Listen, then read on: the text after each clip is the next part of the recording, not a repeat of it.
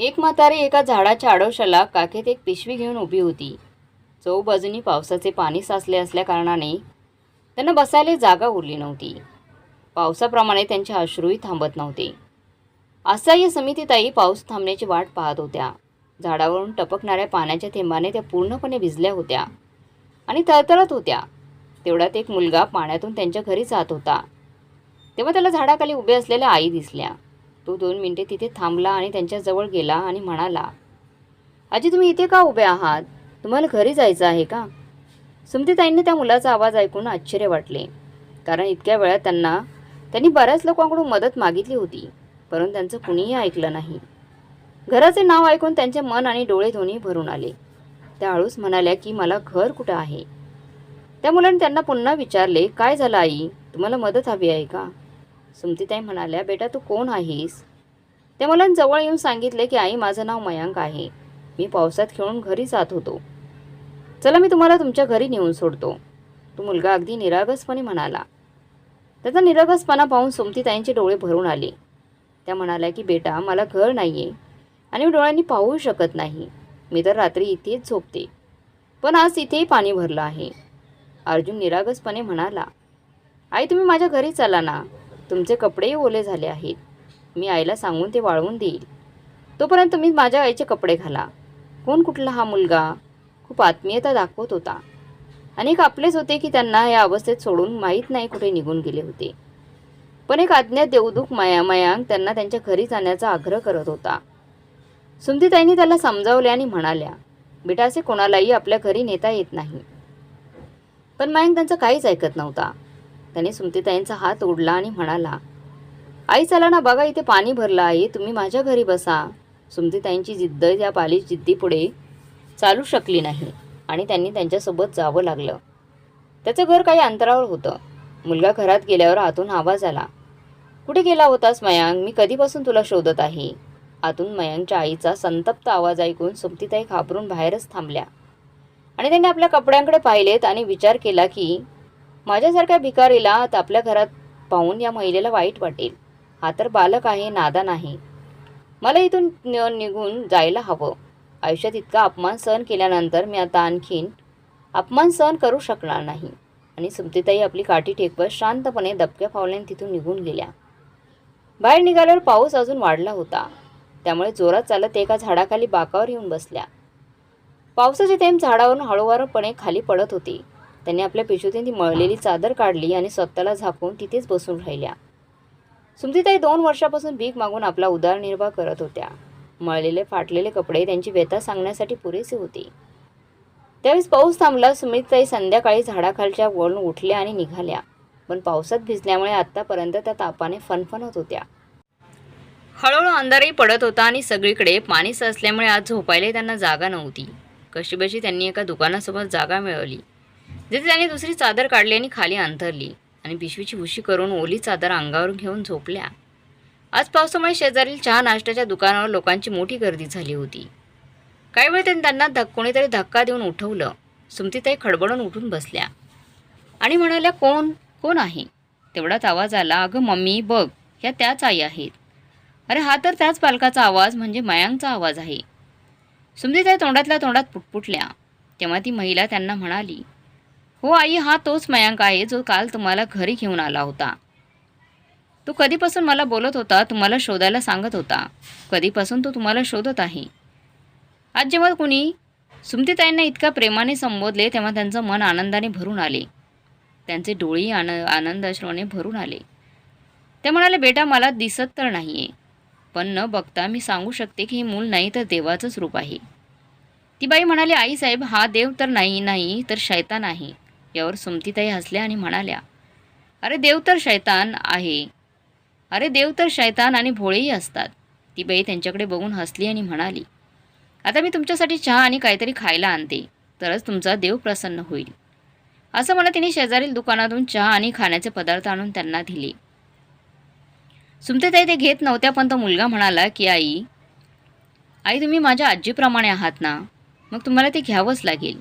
सुमतीताई मुलाच्या विनंतीला विरोध करू शकल्या नाहीत आणि त्यांनी ते सामान स्वीकारले. ती बाई म्हणाली, आई साहेब, रात्री इथेच झोपता का तुम्ही? सुमतीताई म्हणाल्या, आपल्या नशिबाला कोसत होत्या आणि आपल्या कुटुंबाची आठवण काढू लागल्या होत्या. त्यांची शांतता पाहून त्या महिलेने घरी जाऊन त्यांच्यासाठी ब्लँकेट आणि खाली अंथरण्यासाठी एक गादी आणून दिली. सुमतीताई आजारी पडू नये म्हणून काही जुने कपडे आणून दिले. सुमतीताई देवाचे आणि मयांकच्या आईचे पुन्हा पुन्हा आभार मानत होत्या आणि थरथर त्या शरीर पाहून ती बाई म्हणाली, आईसाहेब तुम्हाला तर ताप आहे. मयांकचे वडील डॉक्टर आहेत. तितक्यात मध्येच मयांक लगेच उठला आणि म्हणाला, बाबा माझे वडील डॉक्टर आहेत. ते सर्वांना ठीक करतात, बरं करतात. सकाळी येऊन त्यांना दाखवून जा असे म्हणून ती महिला आपला मुलगा मयांकसह निघून गेली आणि सुमतीताई देवाचा आभार मानत राहिल्या. त्या मनातच म्हणाल्या, किती चांगली मुलगी आहे. जशी ती स्वतः आहे तिने आपल्या मुलालाही तसेच संस्कार दिले आहेत आणि मी एक अभागी आहे. मीच माझ्या मुलाला संस्कार देण्यात कुठंतरी कमी पडले आहे. मलाही वाटतं की माझ्या मुलांवर चांगले संस्कार केले आहे. मी माणसं ओळखायला शिकले आहे, पण माझ्याच माणसांना मी कधीच समजू शकले नाही. सुमतीताईने मीच गादी पसरवली आणि तीच गादी पसरवली आणलेले कपडे घातले. तिने आणलेली चादर अंगावर ओढली. त्यामुळे तापाच्या वेदना काही कमी झाल्या किंवा असे म्हणू शकता की ताप सहन करण्याची शक्ती त्यांना मिळाली होती. रात्रभर त्या गादीचा आणि घोंगडीचा आधार त्यांना पुरेसा होता. दिवस उजळताच मयांकने वडिलांना सुमतीताईंबद्दल सांगितले की रात्री आईंना ताप आला होता. त्यामुळे त्यांना लवकर त्यांच्यासोबत जावे. पण तिथे जाऊन पाहिले तर त्या आई त्याला तिथे दिसल्या नाही. मयांक चिंतेत इकडे तिकडे पाहू लागला. त्याच्या वडिलांनी त्यांचा शोध घेण्याचा प्रयत्न केला, मात्र तरीही त्या सापडल्या नाहीत. ते निराश होऊन घरी परतू लागले. तेव्हा मयांक म्हणाला, पप्पा मला माहीत आहे त्या कुठे गेल्या असतील.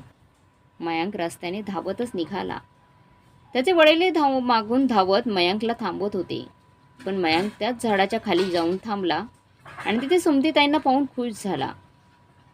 वडिलांना मागून येताना पाहून मयांक म्हणाला, पप्पा बघा हेच आहेत त्या आजी.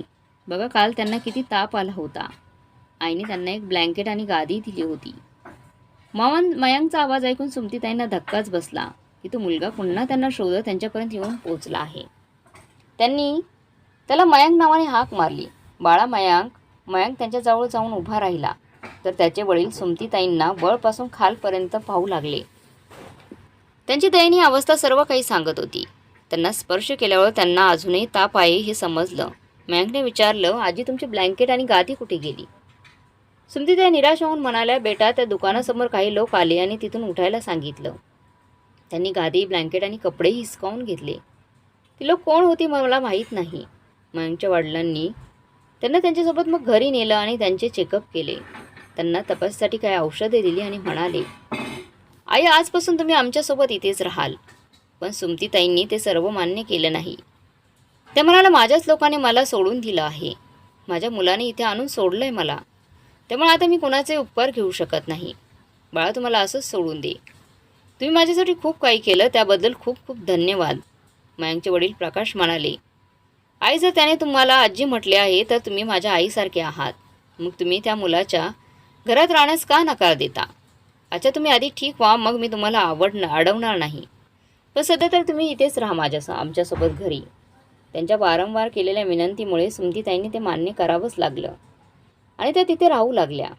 मयांकचे आईवडील त्यांच्या मदतीने त्या आता बरे होऊ लागल्या. भरपूर आराम, सकस आहार आणि वेळेवर काळजी घेतल्याने त्यांच्या तब्येतीत लक्षणीय सुधारणा झाली होती आणि आता त्या फाटलेल्या कपड्यात राहणाऱ्या व्यक्ती राहिल्या नव्हत्या. चांगले कपडे आणि चांगले जेवण यामुळे त्यांच्या चेहऱ्यावरची चमक आता परत आली होती. अशा कठीण काळात मयांक आणि त्याच्या आईवडिलांची साथ मिळाल्याबद्दल सुमतीताईंनी देवाचे पुन्हा पुन्हा आभार मानले. एक दिवस मयांकच्या आईने त्यांना विचारलेच, आई वाईट वाटणार नसेल तर मला तुमच्या कुटुंबाबद्दल जाणून घ्यायचे आहे. तुमच्या कुटुंबात तुमचा मुलगा मुलगी ही असतील ना? सुमतीताई शांत झाल्या आणि ते विसरलेले दिवस पुन्हा आठवू लागल्या, ज्याच्या वेदना त्यांच्या चेहऱ्यावर स्पष्ट दिसत होत्या. आपल्या डोळ्यातले अश्रू पुसत त्या म्हणाल्या, बेटा माझे एक सुंदर कुटुंब होतं, पण आता सगळे मला सोडून गेले आहेत. हे मला माहीत नाही की मी किती वेळा त्यांना शोधले पण ते मला सापडलेच नाहीत. मयांकची आई म्हणाली, आई तुमच्याबरोबर नक्की असं काय झालं होतं त्यामुळे तुम्ही बेघर झालात? सुमतीताई त्यांचं बोलणं ऐकताच त्या आठवणीमध्ये निघून गेल्या, ज्या आठवणी त्यांच्या डोळ्यासमोर तरळू लागल्या. जेमतेम 1-1.5 वर्षापूर्वीची गोष्ट होती. ते त्यांच्या कुटुंबासमवेत राहत होत्या. त्यांच्या कुटुंबात 2 मुले आणि 2 सुना होत्या.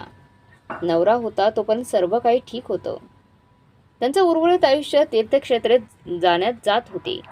दोघेही अनेकदा तीर्थक्षेत्रावर जात राहिले आणि आतापर्यंत वेगवेगळ्या प्रदेशात गेले होते. ते मुलं आणि सुनाई त्यांच्या आयुष्यात अगदी आनंदित होते. एकदा ते दोघे तीर्थयात्रेवर गेले असताना जेव्हा शहरात फिरायला निघाले तेव्हा रस्ता ओलांडताना दोघांचा अपघात झाला. दोघे भयंकर जखमी झाले होते. पतीची प्रकृती अत्यंत गंभीर होती आणि सुमित्राताईंना डोक्याला व डोळ्यांना गंभीर दुखापत झाली होती. मुलांनी त्यांना रुग्णालयात दाखल केले, परंतु त्यांच्या पतीला वाचवता आले नाही आणि त्यातच त्यांचा मृत्यू झाला. सुमतीताईंना हे दुःख सहन झाले नाही. त्यांच्या डोळ्यावर पट्टी बांधल्यामुळे सुमतीताई त्यांच्या पतीला त्यांच्या शेवटच्या क्षणीसुद्धा पाहू शकल्या नाहीत. पतीच्या दुःखातून जात असलेल्या सुमित्राताईंवर काही दिवसांनी दुःखाचा आणखी एक डोंगर कोसळला. त्यांचे डोळे आता काही पाहण्यास सक्षम नव्हते. त्यांनी त्यांची दृष्टी गमावली होती. नशिबावर रडण्याशिवाय दुसरा मार्ग उरला नव्हता.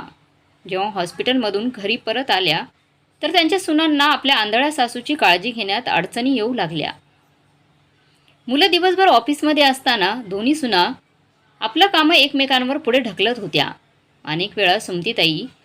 बऱ्याच वेळास आज सुमतीताई जेवणाची वाट पाहत राहायच्या, पण संध्याकाळपर्यंत त्यांना जेवण मिळत नव्हते आणि जर स्वतःचे काम स्वतः करण्याचा प्रयत्न केला तर दिसत नसल्यामुळे कुठेही ठेस लावून त्या खाली पडायच्या.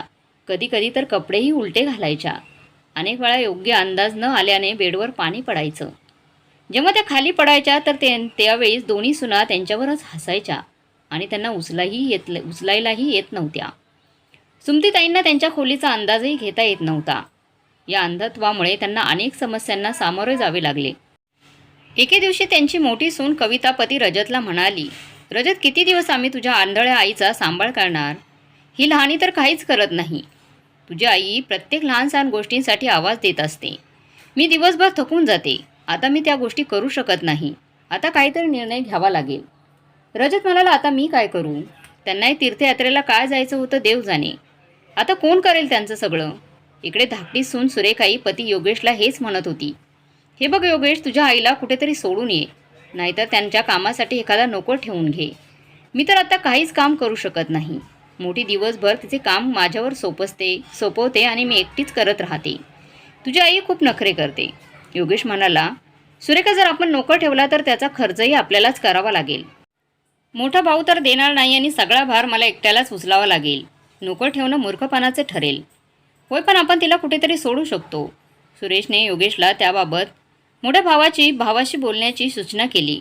तेव्हा योगेश गेला आणि मोठा भाऊ रजतला म्हणाला, भाऊ, आईचं काम करणं आता अवघड झालं आहे. सुरेखा दिवसभर गुंतलेली असते ह्याच कामामध्ये. हीच गोष्ट रजतने त्याची पत्नी कविताबद्दल सांगितली. तर योगेश म्हणाला, भाऊ, आईसाठी आपण नोकर ठेवणे योग्य आहे, पण त्याचा खर्च कोण करणार? कविता मध्येच म्हणाले की आम्ही तर नाही उचलणार. आम्ही कुठून पैसे आणणार? सुरेखासुद्धा हेच म्हणाली, आमच्याकडे कुठं पैशांचं झाड लागलं आहे का? आम्ही तरी कुठून आणणार? मोठी अडचण निर्माण झाली होती. पण बराच वेळ दोघांनी विचार केला आणि नोकराचा खर्च वाटून घ्यायचा असं ठरले. काही दिवसातच सुमतीताईंसाठी एक नोकर सापडला गेला. एक नोकर ठेवला गेला आणि त्याला कामावर ठेवलं गेलं. पण त्याचे टोमणेही सुना सुमतीताईंना देऊ लागले. ही म्हातारी आंधळी होऊन बसली आहे. मुले आणि सुनांवर ओझं व्हायलाही लाज वाटत नाही यांना. कविताचे तीक्ष्ण शब्द सुमतीताईंच्या कानावर पडायचे तेव्हा त्यांना फार दुःख व्हायचं, कारण आता त्या स्वतः लाचार झाल्या होत्या आणि इच्छा असूनही काहीच करू शकत नव्हत्या. आता दोन्ही सुना नोकराचा छळ करू लागल्या. सुमतीताईच्या कामासोबतच त्याला घरची कामेही देऊ लागल्या. एकाचं आधी काम केलं तर दुसरी रागून म्हणायची की आम्हीही पैसे देतो. त्यावरून नोकराची चिडचिड होऊ लागली. नोकर आता परेशान राहू लागला. एके दिवशी नोकर कामावर आलाच नाही तर दोघी आपापल्या खोलीत बंद झाल्या. दुसरीकडे सुमतीताई भूक आणि तहानेने त्रस्त झाल्या होत्या, परंतु कोणालाही त्यांच्यावर दया आली नाही. जेव्हा त्यांनी स्वतः अन्न शोधण्याचा प्रयत्न केला तेव्हा स्वयंपाकघरातून वस्तू पडल्याचा आवाज आला. पडल्याचा आवाज ऐकून दोन्ही सुना धावतच किचनमध्ये आल्या. त्यांनी पाहिलं की किचनमध्ये काचेचं सामान खाली पडून फुटले आहे. सुमतीताईंनी तिथे पाहून कविताने त्यांच्या अंगावर हात उचलला. ती जोरजोरात मारताना म्हणाली, एक तर तुझ्यामुळे तो नोकर पळून गेला म्हातारे, आणि वरून तू इतके नुकसान करत आहे. काचेची सगळे भांडी फाडत आहेत. आता या सगळ्यांचं बिल कोण भरणार? अंध सुमित्रेताई जमिनीवर पडून त्यांच्या सुनेच्या हातून मार खात होत्या. खाली पडलेले काचेचे तुकडे त्यांना टोचत होते. मात्र दोघी त्यांना एवढी मारहाण करत होत्या की त्यांच्या शरीरातून वाहणारं रक्तही त्यांना दिसत नव्हतं. कास लागल्यामुळे त्यांच्या शरीरावर बऱ्याच जखमा झाल्या होत्या आणि सुमतीताई वेदनेने रडत होत्या. आता तर सुनेचा हात रोज त्यांच्यावर असाच पडत होता, कारण तो नोकर परत कधी आलाच नाही आणि त्यांचा सगळा राग सुमतीताईंवर निघू लागला. इतके वाईट जीवन जगणाऱ्या सुमतीताई हे सर्व सहन करण्यासाठी मजबूर झाल्या होत्या. त्यांच्या जखमा भरत नव्हत्या आणि आता त्यातून रक्तस्राव होऊ लागला होता. मुलाने त्यांना सरकारी दवाखान्यात दाखल केले, पण त्याआधी हॉस्पिटलच्या नावाने काही कागदपत्रांवर त्यांच्या सह्या करून घेतल्या. सुमतीताईंना रुग्णालयात बरे होण्यासाठी बराच वेळ लागला. त्यांना घरच्यांबद्दल विचारले असता त्या काहीच सांगू शकत नव्हत्या. इतक्या दिवसात त्यांना कुणी दवाखान्यात भेटायलाही आले नाही. जेव्हा सुमतीताई बऱ्या झाल्या आणि स्वतः त्यांच्या घराच्या पत्त्यावर पोहोचल्या, तेव्हा त्यांना समजलं की संपूर्ण कुटुंब घर विकून निघून गेले आहेत. सुमतीताई असहाय्यपणे किती वेळ घराबाहेर बसल्या, मग तिथून उठून मंदिरात निघून गेल्या. दररोज देवाची प्रार्थना करायच्या आणि पुन्हा घरी यायच्या की कदाचित कोणीतरी त्यांना भेटेल. पण त्यांच्या अंधत्वाचा फायदा घेत त्यांना त्यांच्यासोबत विश्वासघात केला होता. त्यांच्या मुलाने राहते घर आपल्या नावावर करून विकले होते. सुमतीताईंचा असा किस्सा ऐकून मयांकच्या आईच्या डोळ्यात पाणी आलं. आईसाहेब, तुमच्यासोबत तर खूप वाईट झालंय. इतकी वाईट मुलं कशी असू शकतात की जन्म देत्या आईचाही विचार करत नाहीत? सुमतीताई म्हणाल्या, बेटा, सगळेच तुमच्यासारखे नसतात. संस्कार तर मी सुद्धा दिले होते, पण मला कळत नाही की दोष कुणाला द्यावा, नशिबाला, मुलांना की माझ्या संस्कारांना. सुमतीताई रडत होत्या आणि मयांक त्यांचे अश्रू पुसत होता. इतकं तर त्यांच्या स्वतःच्या लोकांनाही केले नव्हते. सुमतीताई त्यांचीच आस लावून बसल्या होत्या. आणि एक दिवस मयांकच्या वडिलांनी म्हणजे प्रकाशने येऊन सांगितले की आईसाहेब एक नेत्र शिबिर आयोजित केले आहे. तिथे तुम्ही तुमचे डोळे दाखवून माहिती काढू शकता की तुम्ही पुन्हा पाहू शकाल की नाही पाहू शकणार. कुणास ठाऊक काही उपचार होऊन आपण पुन्हा पाहू शकाल. सुमतीताई म्हणाल्या, नाही बाळा, डॉक्टरांनी नकार दिला होता. आता तू पण राहू देत. इतकं केलं ते भरपूर आहे माझ्यासाठी. डोळ्यांच्या उपचारावर विनाकारण एवढा पैसा खर्च होईल आणि फायदाही काही होणार नाही. प्रकाश म्हणाला, अरे नाही आई, ते सर्व खूप स्वस्त आहे आणि गरिबांसाठी तर मोफतही आहे. मयांकला आनंद वाटत होता की आता आईंना बघायला मिळेल. शिबिरात त्यांचे डोळे दाखवले असता डॉक्टरांनी सांगितले की त्यांचे डोळे बरे होण्याची शक्यता आहे, मात्र काही उपचार सुरू केल्यानंतरच कळेल. प्रकाशने डॉक्टरांच्या सूचनेला होकार दिला आणि सुमतीताईंचे उपचार सुरू झाले डोळ्यावरचे. 1 महिन्याच्या उपचारानंतर डॉक्टरांनी सांगितले की डोळे परत येऊ शकतात. त्यामुळे मयांक आनंदाने नाचू लागला आणि त्याचे आईवडीलही खूप आनंदी झाले. सुमतीताईंवर 6 महिन्यांच्या उपचारानंतर तो दिवसही आला जेव्हा त्यांच्या डोळ्यांची पट्टी काढण्यात आली होती. त्यांनी मयांकला प्रथम पाहण्याची इच्छा व्यक्त केली आणि मयांकला समोर उभं केलं गेलं. त्यांची पट्टी उघडली. हळूहळू डोळे उघडले तर आधी काहीच दिसत नव्हते, पण काही वेळाने मयांकचा चेहरा दिसला आणि आजी आजी असं म्हणत त्याने त्यांना मिठी मारली. सुमतीताईंनी त्यांच्या सर्वांगावरून प्रेमाने हात फिरवले आणि त्याच्यावर खूप प्रेम केले आणि म्हणाल्या, माझ्या निष्पाप देवा, हे सर्व तुझ्यामुळेच झाले आहे. डोळे बरे झाल्यामुळे सुमतीताई खूप खुश झाल्या आणि त्यांनी प्रकाश आणि मयांकच्या आईला भेटण्याची आणि त्यांच्या घरच्या पत्त्यावर जाण्याची इच्छा व्यक्त केली. दोघेही त्यांच्यासोबत घेऊन तिथे पोहोचले. तेव्हा या घरात आलेल्या नवीन घर मालकाने काहीही सांगितले नाही. सुमतीताई निराश होऊन परत आल्या. आता सुमतीताईंचे दिवस मयांकसोबत खेळण्यात जात होते. एक दिवस त्यांनी डॉक्टर प्रकाश आणि मयांकच्या आईला मोकळे झाल्यावर त्यांच्याकडे यायला सांगितले आणि रात्री दोघेही त्यांच्या खोलीत आले. सुमतीताईंनी त्यांची बॅग त्यांच्यासमोर उघडली आणि त्यांच्या पतीचा फोटो बाहेर काढला. त्या दोघांना म्हणाल्या, तुम्ही दोघांमुळेच मी पुन्हा हे जीवन जगण्यास सक्षम झाले आहे. नाहीतर मी भिकारी झालेच होते आणि सगळेच ठोकळे खाण्यास मजबूर झाले होते. आज माझ्या पतीचा फोटो स्वतःच्या डोळ्यांनी बघून त्यांची आठवण येते आणि हे सर्व तुमच्यामुळे शक्य झालं आहे. त्यांचं अशा प्रकारचे बोलणे ऐकून दोघेही हसले आणि म्हणाले, आईसाहेब, आपण देवाने बनवलेल्या बाहुल्या आहोत. आपल्याला जे सांगितलं जातं ते आपण करतो. आम्ही असे काही केलेले नाही. आभार तर फक्त त्यांचेच आहेत. आणि मग मयांकलाही आजी मिळाल्या. त्यांचे म्हणणे ऐकून सुमतीताईंनी हातात घेतलेला फोटो मागून उघडायला सुरुवात केली. हे पाहून दोघे आश्चर्यचकित झाले की आईसाहेब असे का करत होते. सुमतीताईंनी फोटो उघडताच मागून काही कागदपत्रे बाहेर काढली आणि ते पाहून दोघेही आश्चर्यचकित झाले आणि विचारलं आईंना, आईसाहेब हे काय आहे? सुमतीताई हसत हसत म्हणाल्या, ही त्या जमिनीची कागदपत्रं आहेत ज्याबद्दल माझ्या मुलांना माहीत नाही आहे. तीर्थयात्रेला जाण्यापूर्वी माझ्या नवऱ्याने ही जमीन खरेदी केली होती. त्यासाठी आम्ही आमची गावातील जमीन विकली होती. आम्ही ती जमीन या शहरातच विकत घेतली होती आणि तीर्थयात्रेवरून परतल्यानंतर माझ्या मुलांना ती जमीन आम्ही भेटवस्तू म्हणून देणार होतो. परंतु त्यांचे स्वरूप पाहून मी माझं मत बदललं. पण आता मला ही जमीन तुम्हाला भेट म्हणून द्यायची आहे, कारण तुम्ही दोघेही माझी मुलंच आहात. माझ्यासाठी इतकं कुणीच करू शकलं नसतं की रस्त्यावर उचलून तुमच्या हृदयात बसवलं या भिकारीला, या आंधळ्या बाईला. ही त्याची किंमत नाही तर माझे प्रेम समजून ठेवून घ्या. हे सर्व पाहून दोघेही आश्चर्याने एकमेकांच्या चेहऱ्याकडे बघत होते. काही वेळाने दोघेही म्हणाले, नाही आईसाहेब, आम्ही हे घेऊ शकत नाही. लोभापोटी आम्ही तुमच्यासाठी काही केलं नाही. ते दोघांचे बोलणे ऐकून सुमतीताई निराश आणि दुःखी झाल्या. तेव्हा प्रकाशराव म्हणाले, आईसाहेब, आपण असे करू शकतो की या जमिनीवर हॉस्पिटल बांधू शकतो, जर तुमची इच्छा असेल तर. हे ऐकून सुमतीताईंचा चेहरा उजळला. मग त्या म्हणाल्या, पण बेटा, हॉस्पिटलसाठी तर खूप पैसे लागतात. मग पेपरमध्ये जमिनीचा आकार पाहून प्रकाश म्हणाला की आपण असे करू आईसाहेब की यातील काही जमीन विकून शेअर मार्केटमध्ये पैसे गुंतवू, ज्यामुळे पैसेही वाढतील आणि मग त्या वाढलेल्या पैशांद्वारे हॉस्पिटल बांधणे सोपे होईल. प्रकाशची ही कल्पना ऐकून सुमतीताई खूप खुश झाल्या. त्यांनी या कामासाठी लगेचच सहमती दर्शवली. दुसऱ्याच दिवशी प्रकाशने जमीन पाहिली आणि त्याचे मोजमाप करून घेतले. एवढ्या मोठ्या भूमीतून काही भाग विकला गेला असला तरी काही फरक पडला नसता. हॉस्पिटल सहजपणे बांधले जाणार होते.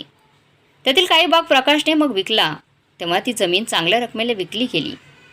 बटाट्याच्या भावाने विकत घेतलेली जमीन आपल्याला एक दिवस सोन्याचा भाव देईल असा सुमतीताईंनी कधीच विचार केला नव्हता.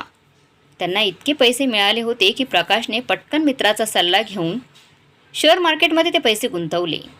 6 महिने उलटले आणि पैशात अनेक पटींनी वाढ झाली. वर्षभरात नफ्याबरोबरच पैसाही हातात आला आणि डॉक्टर प्रकाश यांनी हॉस्पिटलच्या उभारणीचे काम सुरू केलं. मध्येच पुन्हा पैशांची गरज भासू लागली. तेव्हा सुमतीताईंनी त्यांच्याजवळ लपून ठेवलेल्या हिऱ्याची अंगठी प्रकाशला दिली आणि म्हणाल्या, या अंगठीचं बाळा मी काय करू? योग्य कामात पैसे लागले तर बरं होईल. 2 वर्ष पूर्ण होण्याआधीच रुग्णालय तयार झाले आणि त्याचे उद्घाटन सुमतीताईंच्या हस्ते केलं गेलं. आता सुमतीताईंनी डॉक्टर प्रकाशला त्याची जबाबदारी सोपवली आणि स्वतः रोज आपल्या कारने संपूर्ण हॉस्पिटलची पडताळणी करायला त्या यायच्या. आज सुमतीताईंच्या आयुष्यातून उदासीचा अंधार कायमचा दूर झाला होता. ऑर्थोपेडिक डॉक्टर असलेल्या प्रकाशला रात्री उशिरा कोणाचा तरी फोन आला. पलीकडून कोणीतरी सांगितलं की त्यांच्या मुलाचा गंभीर अपघात झाला आहे आणि त्याची प्रकृती वाईट आहे. कुठून तरी तुमचा नंबर मिळाला. डॉक्टर, आमच्या मुलाला वाचवा. हे ऐकून डॉक्टर प्रकाशने त्यांना सुमतीताईंच्या हॉस्पिटलमध्ये यायला सांगितलं आणि तो स्वतःही तिथे पटकन पोहोचला. तिथे त्याच्या शरीरावरील जखमांवर मलमपट्टी करून रक्तस्राव थांबवण्यात आला. परंतु हे प्रकार अजूनही गंभीर होते, कारण मूल शुद्धीत आलं नव्हतं आणि ते फक्त 7 वर्षांचे होते. रात्री उशिरा डॉक्टर प्रकाशने घरी जाऊन माधवीला सांगितलं की माधवी, आज एका लहान मुलाचा अपघात झाला आहे आणि त्याच्या पायाचे हाड इतके चिरडले गेले आहे की मुलाचा पाय कापावा लागेल. आता उद्याच कळेल ते मूल अगदी आपल्या मयांकसारखेच आहे. हे पाहून मला खूप वाईट वाटलं. या लहान वयात त्याच्यासोबत खूप वाईट घडले आहे. रात्री तिच्याशी बोलत असताना डॉक्टर प्रकाश झोपी गेले आणि दुसऱ्या दिवशी सकाळी सुमतीताईंना म्हणाले, आईसाहेब, आज तुमच्या डोळ्यांचे नॉर्मल चेकअप करायचे आहे, तर तुम्ही आज माझ्यासोबतच हॉस्पिटलला चला. असेही काही अधिकारी येणार आहेत आणि त्यांना तुम्हाला भेटायचं आहे आई. डॉक्टर प्रकाश सुमतीताईंना घेऊन मग हॉस्पिटलमध्ये गेले. सुमतीताईजी त्यांच्या खोलीत काही लोकांशी मीटिंग घेऊ लागल्या. जेव्हा दोघे आत पोचले तेव्हा नर्स धावतच तिथे आली आणि म्हणाली, डॉक्टर, काल आलेल्या मुलाचे आईवडील खूप रडत आहेत. ते मूल काही बोलत नाही आहे, फक्त छताकडे पाहत आहे. त्याचे आईवडील आणि सगळे लोक खूप टेन्शनमध्ये आहेत. आणि आपलीच येण्याची वाट पाहत आहेत. हे ऐकता डॉक्टर प्रकाशने त्या मुलाच्या खोलीकडे धाव घेतली. डॉक्टर प्रकाशने जाऊन बेडवर गप्प पडलेल्या त्या मुलाकडे पाहिले. जणू काही त्याच्या शरीरात श्वासोच्छ्वास सुरू होता, पण त्याच्यात काहीच हालचाल होत नव्हती. कदाचित हा अपघाताच्या धक्क्याचा परिणाम असावा. काही अधिकाऱ्यांसोबत बैठक संपवून सुमतीताई त्यांच्या खोलीतून बाहेर आल्या. तेव्हा आत आल्यावर त्यांना धक्काच बसला. कारण या मुलाचे आई वडील दुसरं तिसरं कुणीही नसून त्यांचा मुलगा आणि सून रजत आणि कविता होते. सुमतीताईंची नजर बेडवर असह्य अवस्थेत पडलेल्या आपल्या नातवावर पडली. तेव्हा त्यांचे हृदय तुटले. रजतने जेव्हा आपल्या आईला तिथे पाहिले तेव्हा त्याला आश्चर्य वाटले की त्यांचे डोळे कसे बरे झाले आणि आपली आई इथे कशी काय पोहोचली. रजतच्या मनातले प्रश्न सुमतीताईंनी टिपले होते. तितक्यातच मागून कविताचा आवाज आला. डॉक्टर साहेब, कृपया माझ्या मुलाला वाचवा. त्याला काय झाले माहीत नाही. मुलाकडे पाहून डॉक्टर प्रकाश हळूच म्हणाले, आता या मुलाचा पाय कापावा लागेल, कारण संसर्ग पसरला तर त्रास होईल. डॉक्टरांचं म्हणणं ऐकून रडणाऱ्या कविताकडे सुमतीताई लक्षपूर्वक पाहत होत्या, निहाळून पाहत होत्या. ही तीच कविता होती जिचा एवढा छळ सुमतीताईंनी काही न बोलता सहन केला होता. डॉक्टर प्रकाशने मुलांना तपासायला सुरुवात केली. तेवढ्यात कविताचा आवाज त्यांच्या कानावर आला. ती म्हणत होती, ही तुझी भिकारी आई इथे काय करत आहे? तिला इथून निघायला सांग. ती माझ्याकडे कशा प्रकारे बघत आहे बघ. डॉक्टर प्रकाशने त्यांचे संपूर्ण बोलणे ऐकले आणि मग मागे वळून पाहिले आणि म्हणाले की मॅडम, जिला तुम्ही भिकारी म्हातारी म्हणत आहात ना, ती म्हातारी भिकारी नसून ह्या हॉस्पिटलची मालकीण आहे. मॅडम, हे माझे नाही, त्यांचे हॉस्पिटल आहे. त्यांच्या स्वतःचं मालकीचं हे हॉस्पिटल आहे. कविता हे ऐकून हक्काबक्का झाली. एवढं मोठं हॉस्पिटल कसं बांधले ह्या म्हातारीने? बस हाच सगळा विचार कविता मनातल्या मनात करू लागली, ज्यावर रजतलाही आश्चर्य वाटले. आपल्या आईला यशाच्या या शिखरावर पाहून त्या दोघांची नजर खाली पडली होती. डॉक्टर प्रकाशने लगेच नर्सला त्या मुलाला काही इंजेक्शन देण्यास सांगितले. तेव्हा त्यांचा फोन आला. सर, एमर्जन्सी आहे, तुम्ही लगेच इकडे या. डॉक्टर प्रकाश निघून गेले होते. ते निघाल्याबरोबर रजत सुमतीताईंना म्हणाला, आई, तुझे डोळे पुन्हा कसे काय बरे झाले? रजतला बोलताना पाहून कविताही लगेच म्हणाली, हे कोणतं नवीन नाटक आहे आता? काही लॉटरी तर लागली नसावी या म्हातारीला. काही कोणाचा खिसा कापून हे सर्व बनवलं आहे. सुमतीताईंनी तिच्याकडे तिरक्या नजरेने बघितलं आणि म्हणाल्या, तुम्हाला हेच जाणून घ्यायचं आहे ना की तुझी आई मेली आहे की नाही, वाचली कशी, आणि हे सर्व कसं काय घडलं? रजतचं डोकं झुकलं होतं. पण आज मात्र सुमतीताईंचे टोमणे थांबत नव्हते. कविताई सुमतीताईकडे पुन्हा पाहत होती. रजतने खोटं बोलून गुन्हा झाकण्याचा प्रयत्न केला. आई, तू अगं कुठं निघून गेली होतीस? आम्हाला भेटलीच नाही. हे ऐकून सुमतीताई चांगल्याच भडकल्या आणि रागाने बोलल्या, खोटे बोलू नका तुम्ही लोक घर विकून निघून गेले होते. तुम्ही लोकांनी चुकीच्या कागदपत्रांवर खोटं बोलून माझी सही घेतली. मी गेल्यावर शेजाऱ्यांनी सांगितलं की तुम्ही लोक कधी गेले ते कळलेच नाही. बोला आता, ही खोटं बोलत आहे का मी हे? रजत हळू आवाजात म्हणाला, नाही आई, असं तर नाही म्हटलं मी. तेवढ्यात कविता आपल्या मुलाजवळ धावत गेली. तो जोरजोरात खोल श्वास घेत होता. घाबरलेली कविता मुलाला हाका मारत होती, पण त्याचे शरीर काहीच हरकत करत नव्हतं, हालत नव्हतं. कविता सुमतीताईकडे आली आणि म्हणाली, आई, तुम्ही डॉक्टरांना बोलवा ना प्लीज. आई, तुम्ही तर इथल्या मालकीण आहात ना. आई, फक्त तुम्हीच माझ्या मुलाला बरं करू शकतात. बघा ना आता आपल्या नातवाची तुमच्या नातवाची कशी अवस्था होती बघा आई. कविता सुमतीताईंच्या पायावर पडून आपल्या मुलासाठी मदतीचे हाक मागत होते. सुमतीताईंनी आपल्या नातवाच्या अवस्थेबद्दल त्यांना वाईट वाटलं आणि विचार केला की या मुलाचं काय चुकलंय. त्यांनी फोनवरून डॉक्टर प्रकाशला फोन केला. बेटा, 5 मिनिटे हवी आहेत. डॉक्टर प्रकाश म्हणाले, आई साहेब, मला सांगा काय झाले तिथे. सुमतीताई म्हणाल्या, ज्यांचं मूल तुझ्याकडे उपचारासाठी आलं आहे ना, तो माझा नातू आहे. प्लीज माझ्या नातवाला त्वरित मदतीची गरज आहे, लवकर ये प्लीज. डॉक्टर प्रकाश हे ऐकताच मीटिंग सोडून तिथे आले आणि त्यांनी ताबडतोब एमर्जन्सी सर्जरीसाठी त्या मुलाला ओटीमध्ये घेऊन गेले. त्या मुलाला ताबडतोब ओटीमध्ये दाखल करण्यात आलं आणि मग त्यावर शस्त्रक्रिया सुरू करण्यात आली. संसर्ग इतका पसरला होता की ते दूर करण्यासाठी त्याचे पाय कापावे लागले. मात्र मुलाचा जीव वाचवला होता. जेव्हा ऑपरेशन सुरू होते त्यावेळेस कविता आणि रजत हात जोडून त्यांच्यासमोर उभे होते. तिने हात जोडून त्यांची माफी मागितली आणि म्हणाली, आई मला माफ कर. माझ्याकडून मोठी चूक झाली आहे. मी पाप केलं आहे. माझ्या हातून खूप मोठं पाप झालं आहे. तुम्हाला इतका त्रास इतका दिला होता की ज्याची कोणतीही कितीही शिक्षा झाली तरी कमीच आहे. सुमतीताईंना आज माफीची गरज नव्हती. त्यांनी माफ करण्यास स्पष्टपणे नकार दिला. रजत रडतच म्हणाला, आई आज तू जर नसती तर माहीत नाही आम्ही काय केलं असतं. माझ्या मुलावर, तुझ्या नातवावर वेळेवर उपचार झाले. आई आम्हाला माफ कर. पण सुमतीताई काहीही बोलल्या नाहीत. डॉक्टर बाहेर आले तेव्हा त्यांनी सांगितलं की आता हे मूल धोक्याच्या बाहेर आहे. रजत आणि कविता यांनी डॉक्टरांचे आभार मानले. तेव्हा डॉक्टर प्रकाश म्हणाले, धन्यवाद करायचा असेल, आभार मानायचे असतील तर आईसाहेबांचं करा. सर्व काही त्यांच्या आदेशानुसारच झालं इथे. कवितेला आता स्वतःचीच लाज वाटू लागली होती. तिने केलेले कारनामे ती आठवत होती आणि आता तिलाही कळून चुकलं होतं की तिने किती चुकीचं कृत्य केलं होतं ते.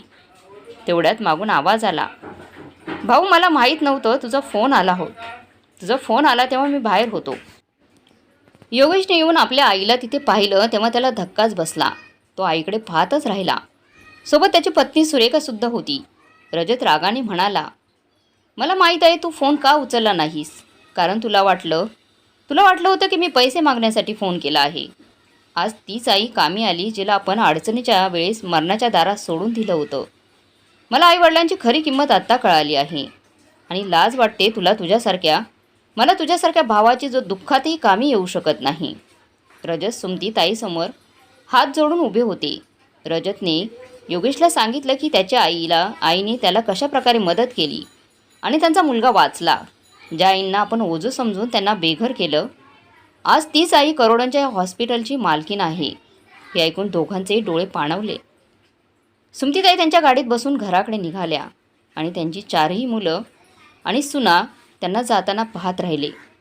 सुमतीताई ज्यावेळेस संकटात सापडल्या होत्या तेव्हा हीच मुले त्यांना सोडून निघून गेली होती आणि आज जेव्हा नशिबाने त्यांची साथ सोडली होती तेव्हा त्याच आईने त्यांना साथ दिली.